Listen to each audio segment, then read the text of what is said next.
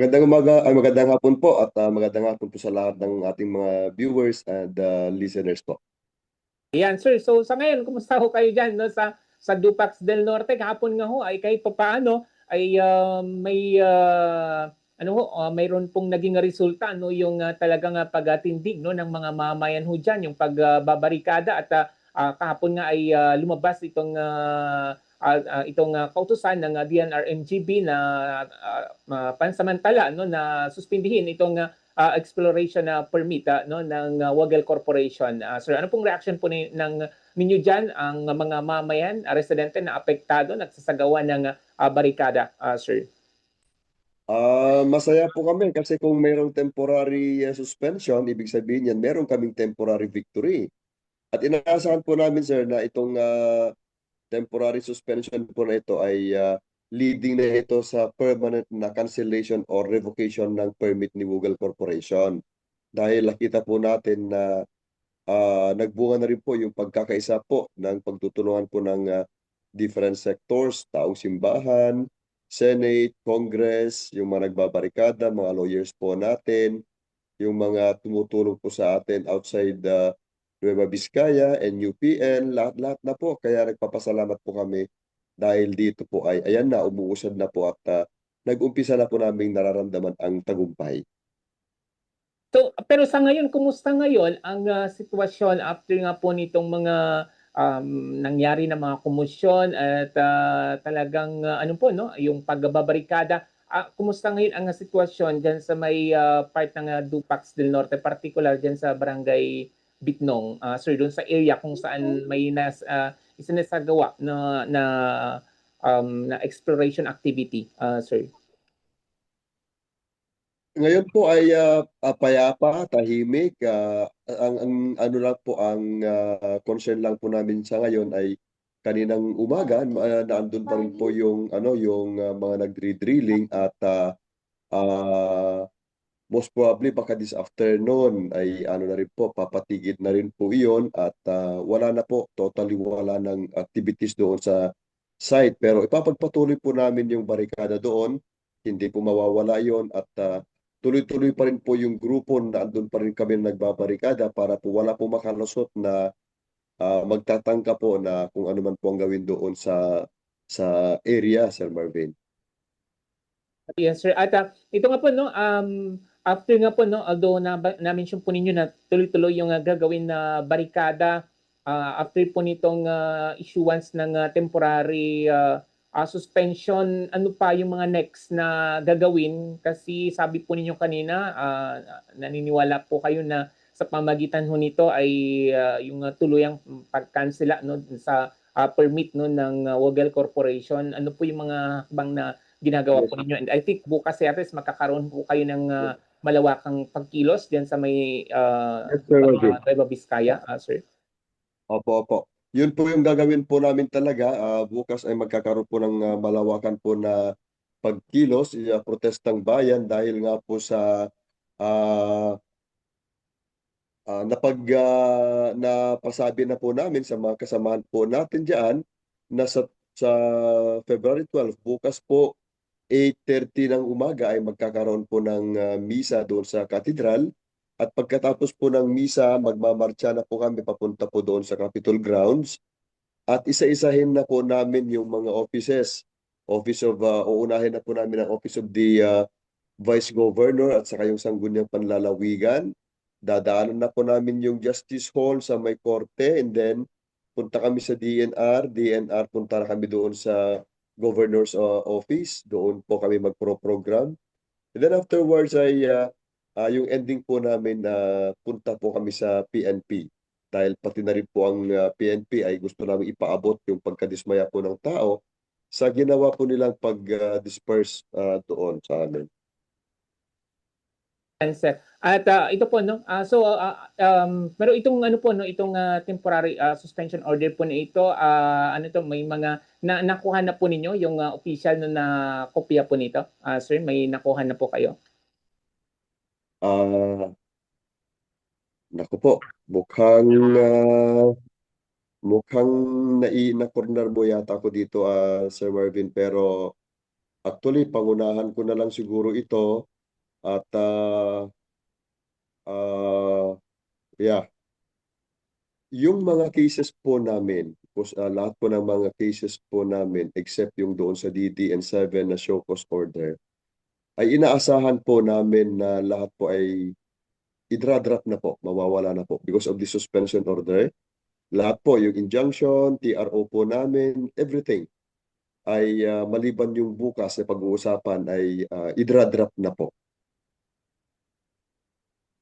Anyway, Sir Marvin. sige po no. So no at yung mga kasamahan po ninyo, ano po yung mga maliban ho dito sa ano po yung gagawin po na pagkilos, nabanggit po ninyo yung temporary victory. So magkakaroon po kayo ng programa kahit papaano tungkol po dito, sir.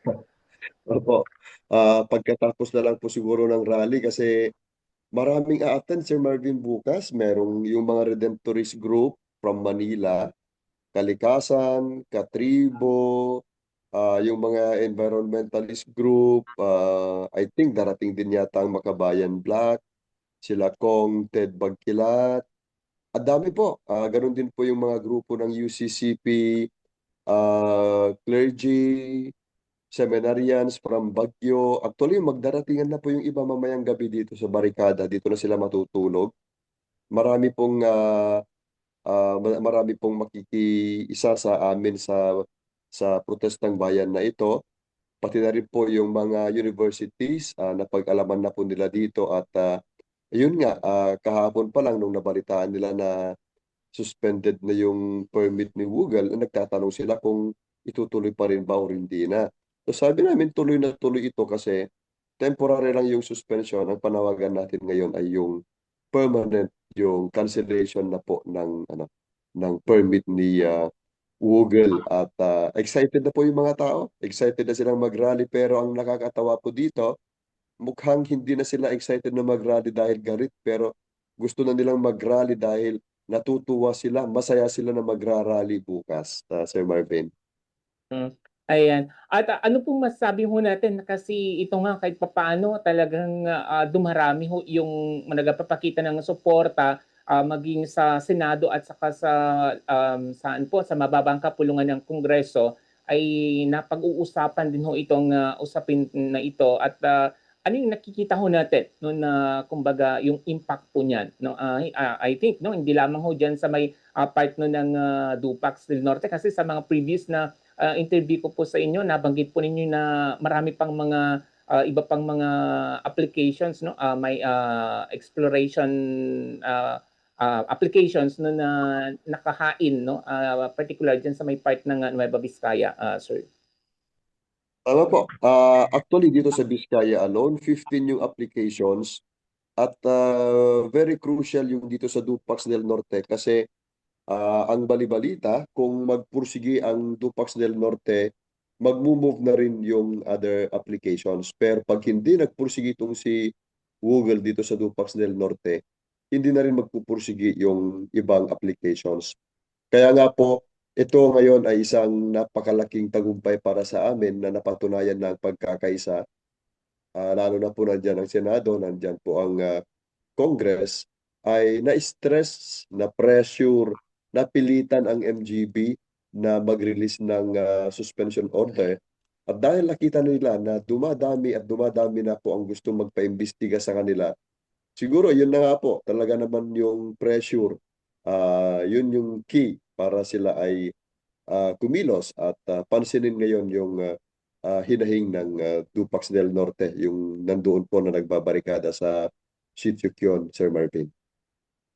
Okay, sige po. With that, thank you so much po, sir. So ano pong nais po natin na iparating no, sa mga kinaukulan, particular no, ang DNR MGB nandito po sa Tuguegarao. Ano pong nais po niyo na iparating po sa kanila? Go ahead po, sir. Dito po sa MGB Tugigaraw, under po kay Director Mario Ancheta, uh, please be fair and ito po yung makatao sana yung ating paninilbihan, yung serbisyo po natin na huwag po tayong papayag na gamitin po tayo ng mga mining companies. Pero in the end ay ang magdudusa ay mga taong bayan, yung mga residente, yung mga direkta na tatamaan po ng kagaya po ng mining issue na ito. Dahil Sir Marvin, ito po yung ikinakalungkot ko na ang MGB pag nagpupunta sila dito sa amin at MGB Region 2 para mag-investigate, wala silang nakikitang mga violations. Pero kami may mga violations ang Google. Nandiyan yung mga naputol na kahoy, andiyan yung mga malalaki na kahoy. Example lang po ito nandiyan din ang report ng LGU, yung kanilang videos and photos. Nandiyan din ang barangays. Pero pagdating sa MGB, wala daw. Kaya sabi namin, nako, parang nabubulag yata. Baka hindi, baka may nakatapal ba sa mga mata ng mga nagpupunta na MGB? At ganoon din po, ito po yung isang masakit na nangyari. October 15, Sir Marvin, October 15, 2025, nagpunta ang MGB Region 2 at ang Google para daw sa presentation meeting. Galit na galit kami nung ipaalam nila sa amin na meron ng permit si Google. Paano nangyari yon na may permit ang Google? Hindi kami nakonsulta. Pero sa report, ang nangyari na yung August 15, na galit kami, yun na daw po yung consultation meeting, presentation meeting and consultation. Na ito naman yung ikinaiinis namin, ikinagalit ng mga tao. Ano ba ang pinaggagawa ng MGB Region 2? Kayo ba ay tuta ng Google Corporation? Tauhan ba kayo? Binabayaran ba kayo ni Google Corporation? Pag kanyan kayo magtrabaho? Ayusin po ninyo. At ganoon din po, nagpapasalamat po kami sa lahat po ng mga tumutulong sa amin, lalo-lalo na po ang aming mga lawyers. Sa totoo po, mamayang hapon, 4 o'clock PM, mayroon po kaming general meeting para po lahat na po ay maayos po namin, maisayos po namin lahat-lahat at nagpapasalamat po kami sa kanila, sa lahat po ng mga church people, bishops, clergy, pastors from different church denominations. Maraming salamat po. At bukas, kita-kita po tayo. Ito na po yung chance po natin na iparamdam at ang ating pakikiisa, pakikipagtulungan sa issue ng Dupax del Norte, yung mining exploration ni Google Corporation dito sa Dupax. At ito na rin po ay pagpapakita po ng pagkontra natin ng pagmimina sa buong Dupax, buong Nueva Vizcaya at pagtutol na rin po natin ng mining explorations and operations sa buong Pilipinas. Maraming salamat po.